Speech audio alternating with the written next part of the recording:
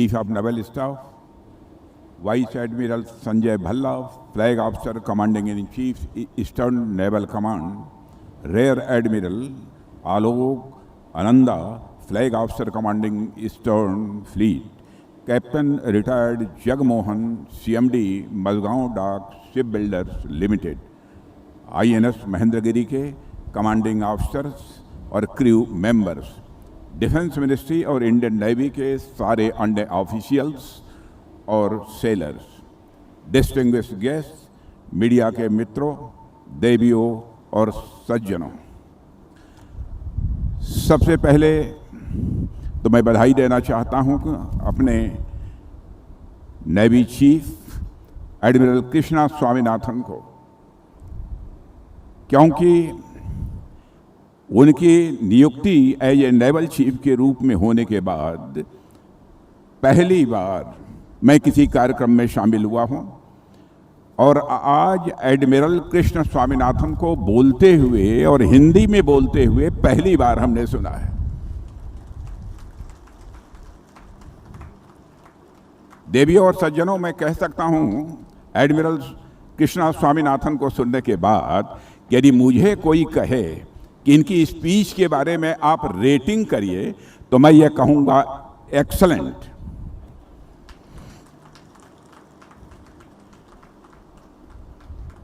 देवियों व सज्जनों, INS महेंद्रगिरी के कमीशनिंग के अवसर पर आप सबके बीच उपस्थित होना मेरे लिए अत्यंत एक गौरव का विषय है।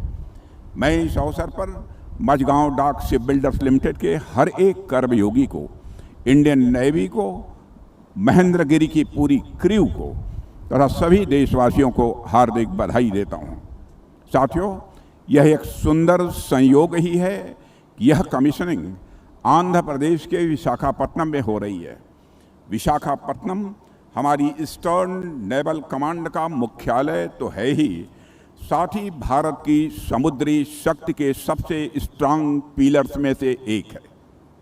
और सिर्फ विशाखापट्टनम ही नहीं बल्कि पूरा आंध्र प्रदेश अपने आप में प्राइड एंड वेलर की भूमि रहा है। आज भी आंध्र प्रदेश अपनी लीगेसी को बरकरार रखे हुए है। आंध्र प्रदेश आज भारत की डिफेंस एवं एरोस्पेस मैन्युफैक्चरिंग का एक नया पावर हाउस बनकर उभरा है। अभी कुछ ही सप्ताह पहले मुझे आंध्र प्रदेश के मुख्यमंत्री श्री चंद्रबाबू नायडू जी के साथ इसी राज्य में प्रोजेक्ट्स की एक ऐसी सीरीज की नींव रखने का सौभाग्य मिला जो आने वाले दशकों में भारत की तस्वीर बदल देगी। पुट्टापार्थी में हमने एडवांस मीडियम कम्बैट एयरक्राफ्ट यानी एमका के core integration and flight testing centre की आधारशिला रखी।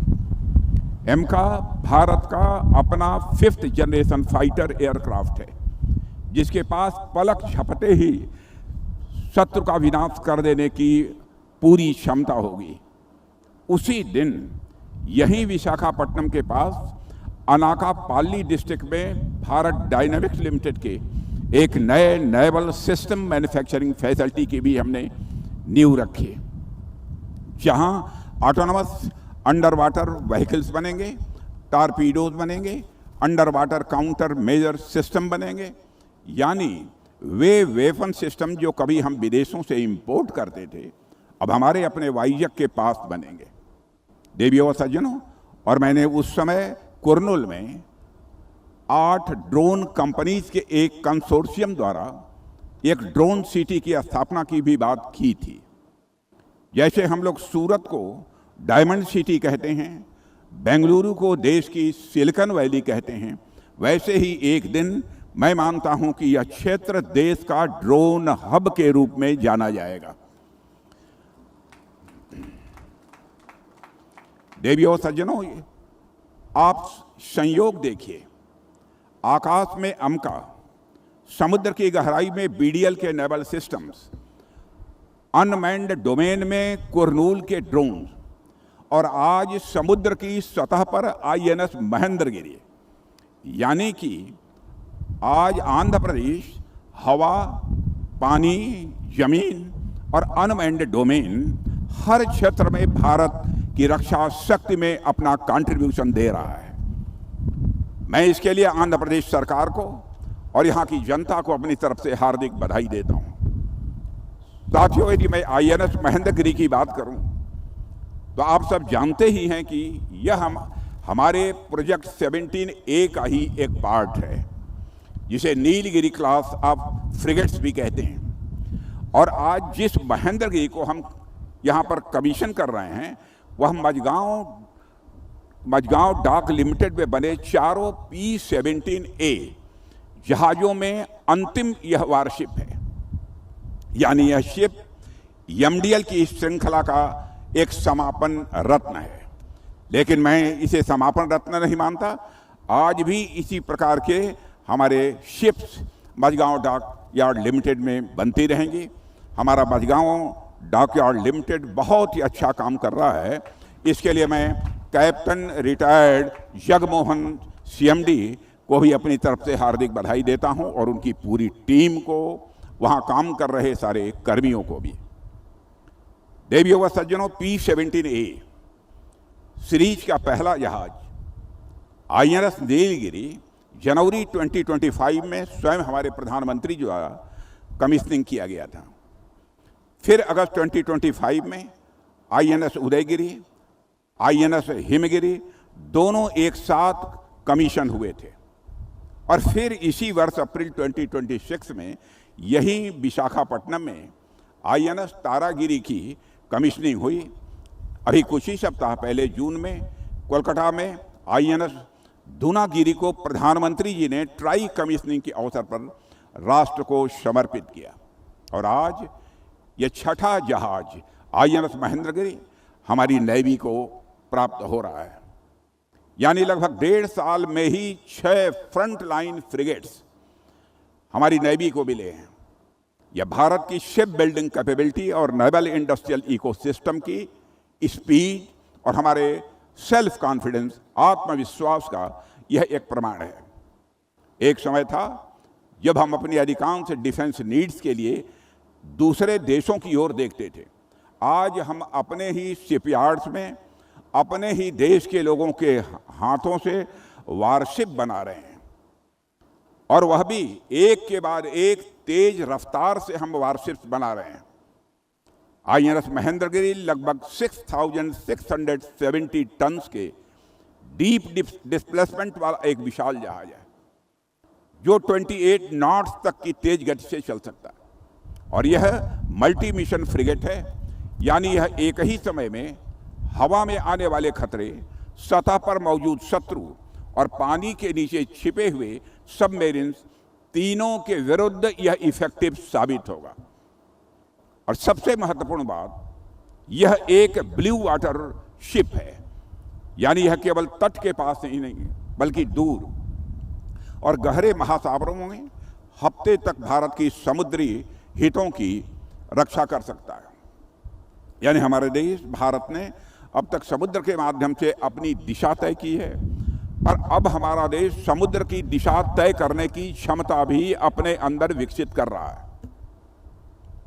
और साथियों, INS महेंद्रगिरी का क्रेस्ट भी अपने आप में एक गहरा संदेश देता है।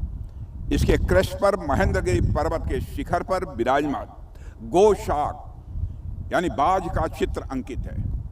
और यह गोशाक पक्षी अपनी तेज दृष्टि, अद्भुत धैर्य और सही समय पर निर्णायक प्रहार करने की क्षमता के लिए जाना जाता है। समुद्र में भी एक वारशिप से यही अपेक्षा होती है, वह हर समय अलर्ट रहे, दूर तक देख सके, हर परिस्थिति का सही आकलन करे और आवश्यकता पड़ने पर निर्णायक कार्रवाई करने में भी वह सक्षम हो। यह क्रेस्ट अपने आप में INS महेंद्रगिरी की कैपेबिलिटी का प्रतीक है। साथियों, INS महेंद्रगिरी की सबसे बड़ी विशेषताओं में से एक यह भी है कि इसमें 75% से अधिक इंडिजिनस कंटेंट का उपयोग किया गया है। यह आंकड़ा भारत की डिजाइन कैपेबिलिटी, मैन्युफैक्चरिंग एक्सेलेंस और डिफेंस इकोसिस्टम की बढ़ती हुई ताकत का यह प्रमाण है, ऐसा मैं मानता हूं।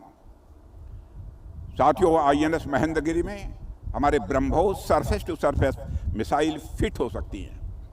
जो दुनिया की सबसे तेज और सबसे घातक क्रूज मिसाइल्स में से एक है, और इसमें मल्टी फंक्शन राडार के साथ long range surface to air missiles का कॉम्बिनेशन है, जो आकाश से आने वाले किसी भी खतरे को दूर से ही पहचान कर नष्ट कर सकते हैं।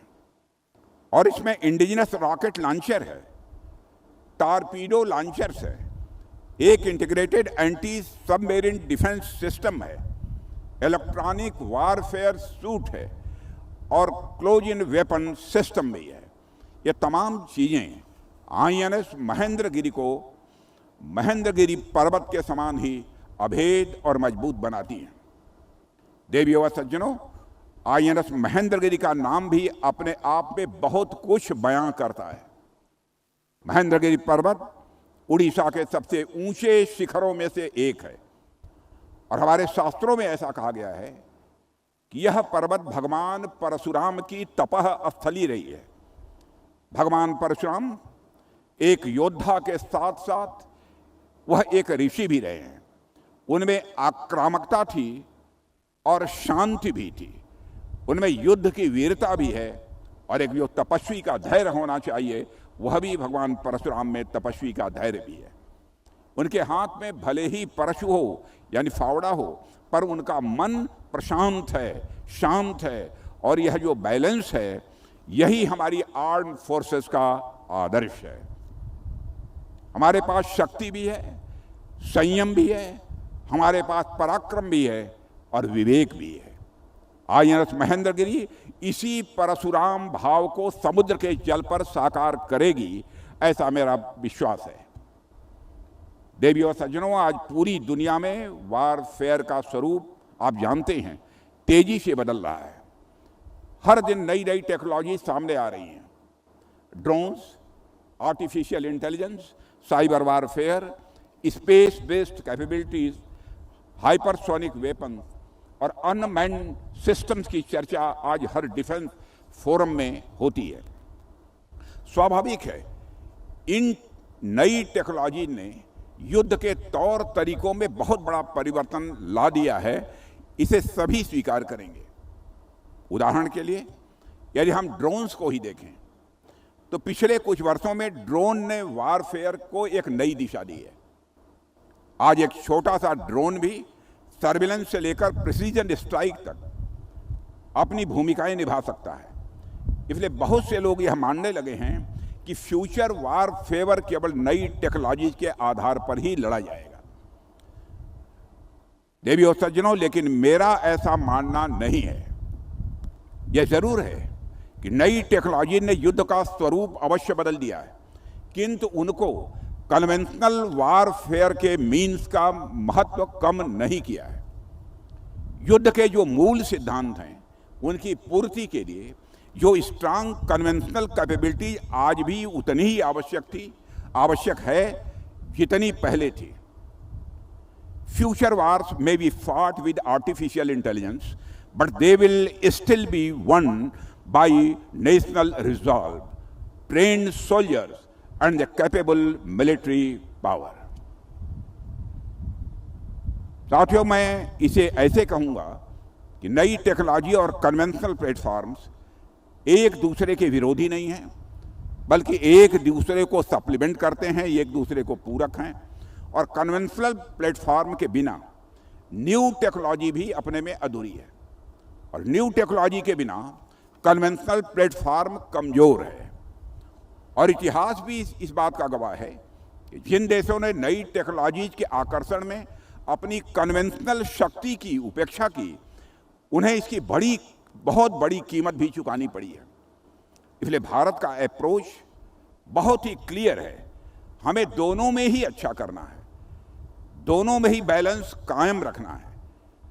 हम भविष्य की टेक्नोलॉजी में भी इन्वेस्ट करेंगे और अपनी कन्वेंशनल कैपेबिलिटी को भी लगातार धार देते रहेंगे। और INS महेंद्रगिरी इसी संकल्प का, इसी कमिटमेंट का प्रतीक है। इन्हीं दोनों कमिटमेंट्स को यह सिंबलाइज करता है। साथियों, हमने हाल के समय में भी देखा है, जब देश की सुरक्षा पर बात आती है तो हमारी कन्वेंशनल और मॉडर्न दोनों क्षमताएं मिलकर कैसे एक साथ काम करती हैं। ऑपरेशन सिंदूर आपने अपने आप में इसका एक, मैं समझता हूं कि बहुत ही सटीक उदाहरण था। हमारी आर्म्ड फोर्सेज ने उस ऑपरेशन के दौरान यह दिखाया कि भारत अब न केवल अपनी रक्षा करने में बल्कि आवश्यकता पड़ने पर निर्णायक उत्तर देने में और दुश्मनों का समूल नाश करने में भी पूरी तरह से सक्षम है। यह संदेश ऑपरेशन सिंदूर के माध्यम से गया है। और देवियों सज्जनों, आज जब हम एक वारशिप को अपने बेड़े में शामिल कर रहे हैं तो हमें यह भी समझना चाहिए कि हमारे लिए समुद्र का क्या महत्व है। आज के समय में मैरीटाइम सिक्योरिटी और इकोनॉमिक सिक्योरिटी दोनों को अलग अलग करके नहीं देखा जा सकता है। समुद्र हमारे सिक्योरिटी के साथ साथ हमारे ट्रेड, हमारे व्यापार, हमारी सप्लाई चेन्स, हमारी एनर्जी सिक्योरिटी और हमारी इकोनॉमिक प्रोग्रेस की भी मैं मानता हूं कि एक लाइफ लाइन है। वैसे भी आज के समय में पूरी दुनिया की निगाहें इंडो पैसिफिक रीजन पर है और इस क्षेत्र में भारत की भूमिका बहुत ही महत्वपूर्ण है। हमारे प्रधानमंत्री जी ने इसके लिए एक विजन दिया है, Mahasagar, mutual and holistic advancement for security and growth across regions. हम इस रीजन में सबके लिए सुरक्षा और विकास चाहते हैं। भारत इस पूरे इंडो पैसिफिक रीजन में एक नेट सिक्योरिटी प्रोवाइडर के रूप में, एक भरोसेमंद साथी के रूप में उभरा है। देवियों और सज्जनों, हमारी नेवी ने बार बार यह साबित किया है कि हम वास्तव में इस पूरे इंडो पैसिफिक रीजन के सबसे भरोसेमंद साथी हैं। चाहे किसी प्राकृतिक आपदा में एसएडीआर ऑपरेशंस करना हो, चाहे समुद्री लुटेरों और एंटी पायरेसी के विरुद्ध कोई कार्रवाई करनी हो, चाहे संकटग्रस्त देशों से अपने और मित्र देशों के नागरिकों को सुरक्षित निकालना हो, हमारी नेवी फर्स्ट रेस्पॉन्डर और प्रीफर्ड सिक्योरिटी पार्टनर दोनों रही है। साथियों, हाल ही की घटनाओं ने भी एक बार फिर यह सिद्ध किया है कि एक सक्षम और रेस्पॉन्सिव नेवी किसी भी राष्ट्र के लिए कितनी आवश्यक होती है। वेस्ट एशिया में कॉन्फ्लिक्ट शुरू होने के बाद आपने देखा इंडियन नेवी ने ऑपरेशन ऊर्जा सुरक्षा के माध्यम से 9,000 करोड़ रुपए से अधिक मूल्य के आवश्यक कार्गो को लेकर चल रहे 18 मर्चेंट वेसल्स को सुरक्षित एस्कॉर्ट किया। यानी हमारी नेवी केवल एक फाइटिंग फोर्स नहीं है बल्कि भारत के इकोनॉमिक इंटरेस्ट की भी मजबूत संरक्षक बनकर हमारी यह इंडियन नेवी इमर्ज की है। साथियों, आईएनएस महेंद्रगिरी इस पूरी मैरीटाइम स्ट्रेटेजी को और मजबूत करेगी। यह हमारे ईस्टर्न सी बोर्ड की शक्ति को यह बढ़ाएगी, हमारी ब्लू वाटर रीच को यह विस्तार देगी और इंडियन ओशन रीजन में भारत की उपस्थिति को और अधिक मजबूत बनाएगी। देवियों और सज्जनों, इस शिप के पीछे हजारों इंजीनियर्स, डिजाइनर्स और वर्कर्स की वर्षों की अथक मेहनत रही है। आपने मात्र 75 मंथ्स के रिकॉर्ड टाइमलाइन में ही यह शिप हमारी नेवी को सौंप दिया है। यह अपने आप में एक बहुत बड़ी बात है और आईएनएस महेंद्रगिरी का मोटो भी है, हमें एक गहरा संदेश देता है, स्थित प्रज्ञ रणेषु अपराजितः, अर्थात जो व्यक्ति बुद्धि, धैर्य और आत्म संयम में स्थित रहता है वही रणभूमि में वास्तव में अपराजय होता है। मुझे विश्वास है कि आईएनएस महेंद्रगिरी भी अपने इसी मोटो के अनुरूप हर परिस्थिति में राष्ट्र की सेवा करते हुए भारत की समुद्री शक्ति को नई ऊंचाइयों तक पहुंचाएगा। देवियों और सज्जनों, हम जब भी किसी इंडिजिनस वारशिप का निर्माण करते हैं तो केवल एक नया फाइटिंग प्लेटफॉर्म हम तैयार नहीं करते हैं, उसके साथ साथ हमारी डिजाइन एक्सपर्टीज और अधिक मैच्योर्ड होती है, परिपक्व होती है और हमारा टेक्नोलॉजिकल बेस और अधिक मजबूत होता है और ऐसी स्किल्ड वर्कफोर्स तैयार होती है जो आने वाली जनरेशन के और भी अधिक आधुनिक वारशिप का निर्माण करती है और हर शिप के साथ हमारा इकोसिस्टम और मैच्योर होता जा रहा है और अधिक एफिशिएंट भी होता जा रहा है और अधिक कॉन्फिडेंट भी होता जा रहा है। इसलिए मैं मानता हूं कि हर नया शिप भारत के मैरीटाइम फ्यूचर में किया गया एक लॉन्ग टर्म इन्वेस्टमेंट भी होता है। मैं मझगांव डाक शिप बिल्डर्स लिमिटेड से जुड़े प्रत्येक कर्मयोगी को, वहाँ के CMD को भी, प्रत्येक कर्मयोगी को भी इस शिप की कमीशनिंग पर हार्दिक बधाई देता हूँ। मुझे विश्वास है कि आने वाले समय में हमारे शिपयार्ड्स दुनिया के दूसरे देशों के लिए भी जहाज बनाएंगे। साथियों, किसी भी वारशिप का निर्माण केवल एक जहाज का निर्माण नहीं होता है, उसके साथ एक पूरा इंडस्ट्रियल इकोसिस्टम खड़ा होता है। शिप बिल्डिंग इंडस्ट्री अपने साथ steel, electronics, sensors, propulsion system, software, precision engineering, logistics और अनेक एंसिलरी इंडस्ट्रीज को भी आगे बढ़ाती है। इससे लाखों लोगों के लिए रोजगार के अवसर भी पैदा होते हैं, नई टेक्नोलॉजीज भी डेवलप होती हैं और हमारी इकॉनमी को भी एक नई गति मिलती है। इसलिए जब हम एक जहाज बनाते हैं तब हम अपनी नौसेना को मजबूत करने के साथ साथ भारत की इकोनॉमिक पावर को भी एक नई ऊर्जा भी प्रदान करते हैं। साथियों, आने वाले वर्षों में तो अनेक नेवल प्रोजेक्ट्स हमारे सामने हैं। हमारा लक्ष्य भारत को ग्लोबल लेवल पर शिप बिल्डिंग और मैरीटाइम डिफेंस इनोवेशन का एक प्रमुख केंद्र बनाना है। यह हम सभी का, हमारी सरकार का यह लक्ष्य है और मुझे पूरा विश्वास है कि आने वाले समय में हमारा देश इस क्षेत्र में विश्व के अग्रणी देशों में अपनी एक अलग पहचान बनाकर रहेगा। साथियों, हम domestic industries, private sectors, MSMEs, startups, innovators और हमारे जो ग्लोबल पार्टनर्स हैं, सभी को साथ लेकर हम आगे बढ़ना चाहते हैं और इसी सोच के साथ हमारी सरकार मैरीटाइम इंडिया विजन 2030 पर तेजी से कार्य कर रही है और इसके माध्यम से हम अपने पोर्ट्स का मॉडर्नाइजेशन भी कर रहे हैं। इनलैंड वाटरवेज का हम तेजी के साथ विस्तार भी कर रहे हैं। लॉजिस्टिक्स नेटवर्क को और भी अधिक हम सक्षम बना रहे हैं तथा एक वर्ल्ड क्लास मैरीटाइम इकोसिस्टम के निर्माण की दिशा में हम निरंतर आगे बढ़ रहे हैं। साथियों, सरकार द्वारा maritime development fund, ship building financial assistance scheme तथा शिप बिल्डिंग डेवलपमेंट स्कीम जैसी अनेक इंपॉर्टेंट इनिशिएटिव्स भी प्रारंभ किए गए हैं और इन प्रयासों से हमारी इंडस्ट्रियल बेस और मजबूत होगी। शिप बिल्डिंग कैपेसिटी का भी निश्चित रूप से विस्तार होगा और भारत के बढ़ते जो इकोनॉमिक इंटरेस्ट की सुरक्षा के लिए हमारी मैरीटाइम कैपेबिलिटीज भी उसी अनुपात में सशक्त होंगी, मजबूत होंगी। आज भारत का डिफेंस सिस्टम पहले की तुलना में कहीं अधिक ओपन, कहीं अधिक कैपेबल और अधिक सेल्फ रिलायंट है। हम चाहते हैं कि देश का हर वह टैलेंट जो भारत को मजबूत बनाना चाहता है इस नेशनल मिशन का वही हिस्सा बने और मैं विशेष रूप से देश के नौजवानों से कहना चाहता हूं कि आप इंजीनियर हैं, आप इनोवेटर हैं, आप इंटरप्रेन्योर हैं, आप रिसर्चर हैं या इन्वेस्टर हैं, तो आपसे आज से बेहतर अवसर शायद पहले कभी नहीं था। आइए केवल अपने भविष्य का ही नहीं, आइए केवल अपने भविष्य का ही नहीं बल्कि भारत के भविष्य का भी हम निर्माण करें।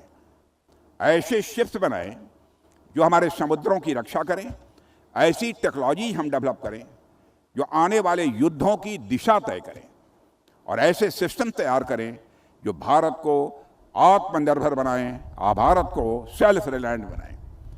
अंत में मैं एक बार फिर इंडियन नेवी को, मझगांव डाक के हर कर्मयोगी को, आंध्र प्रदेश की जनता और सरकार को और सबसे बढ़कर INS महेंद्रगिरी की क्रू और उनके परिवार के सदस्यों को हार्दिक बधाई देता हूं और मेरी शुभकामना है कि यह जहाज हमेशा सुरक्षित रहे, हमेशा विजयी रहे और भारत की समुद्री शक्ति का एक गौरवशाली अध्याय बनकर समुद्र की लहरों पर अपना परचम सदैव लहराता रहे। इन्हीं शुभकामनाओं के साथ आप सबको धन्यवाद देते हुए अपना निवेदन समाप्त करता हूं। बहुत बहुत धन्यवाद।